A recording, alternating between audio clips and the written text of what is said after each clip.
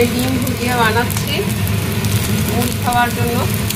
তো ডিম মুড়ি ভাজার সাথে আমার ভালো লাগে, কিন্তু আমার বরের হলো এগুলো ভালো লাগে না। ওর ভুজিয়া করে দিলে তারপরে মুড়িটার উপরে দিয়ে খাবে। তাহলে অনেক শব্দ কথা শব্দে ভালো লাগবে না।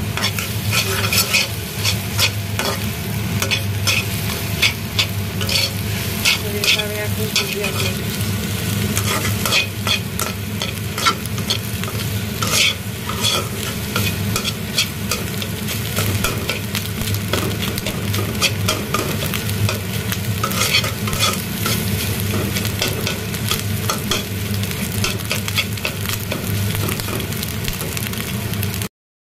এই হলো ভুজিয়া, ভুজিয়ার সঙ্গে মুড়ি এই হলো বানাই দিলাম।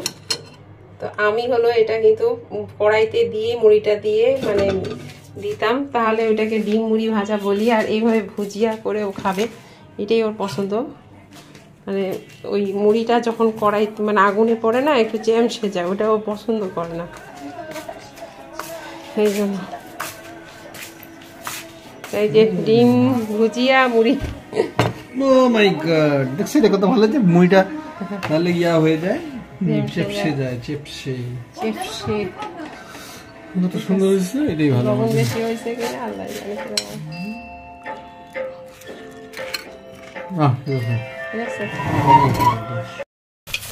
আমার জন্য ভাবতেছি এই যে দেখুন ওইভাবে করতেছি, ভুজিয়াটা করে নিলাম।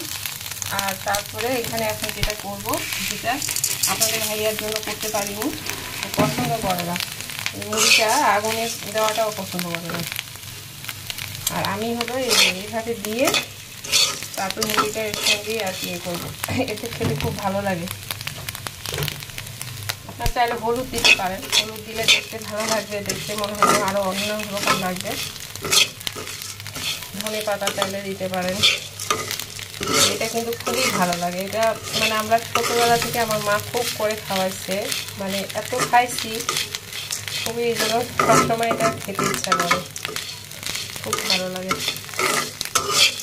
এবং কে কে খান জানাবেন, এটা খুবই ভালো লাগে। বাচ্চারা আজকাল এই যে নুডলসের প্রতি বেশি ভক্ত হয়ে গেছে, এরকম মুড়ির মধ্যে ডিম দিয়ে দিলে তারা কিন্তু মুড়িটা খেতে পারে, মুড়িটা ভালো লাগবে খেতে। চাইলে এর মধ্যে ম্যাগি মশলাটা দিয়ে দিলে ওই স্বাদটা পাবে, তাহলে আরও ভালো লাগবে বাচ্চাদের। বাচ্চা থেকে বড় সবারই ভালো লাগবে, ম্যাগি মশলার স্বাদটা একটা আলাদাই।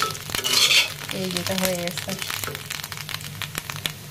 আর এইখানে পাশাপাশি এই যে মাংস চড়াই দিচ্ছি, একবারে সব সাজা গুজে এখানে দিয়ে দিচ্ছি। মাংস নিয়ে আসছে, এখন এটা বসাই দিচ্ছি। আর এই চুলায় এটা করতেছি, দুই চুলায় দুটা বসাই দিচ্ছি।